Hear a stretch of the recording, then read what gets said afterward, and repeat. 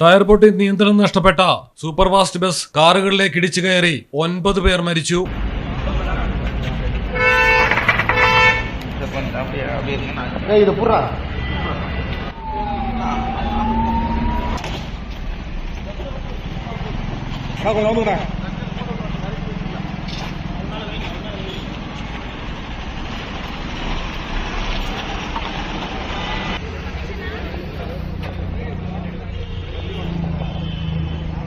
ചെന്നൈ കടലൂരിലാണ് ദുരന്തം. തിരുച്ചിയിൽ നിന്ന് ചെന്നൈയിലേക്ക് പോവുകയായിരുന്നു സൂപ്പർ ഫാസ്റ്റ് ബസ്. തിട്ടക്കുടി എഴുത്തൂരിലെത്തിയപ്പോഴാണ് മുൻഭാഗത്തെ ടയർ പൊട്ടിയത്.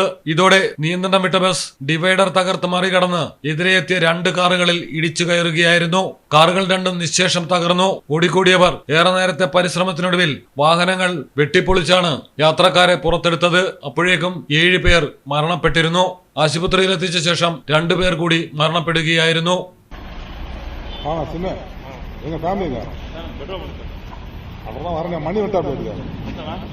News desk Malayalam television. നാട്ടിലെവിടെയാ? വയനാട്ടില്. നാട്ടിലെവിടെയാ? ഞാൻ കോഴിക്കോട്. നാട്ടിലെവിടെയാ? ഞാൻ ആലപ്പുഴ. നാട്ടിലെവിടെയാ? ഞാനോ? ഞാൻ കണ്ണൂരാ. നാട്ടിലെവിടെയാ? എന്റെ വീട് പാലക്കാട്. പാലക്കാടിൻ പൊള്ളിപ്പൊളിയും ചൂടായാലും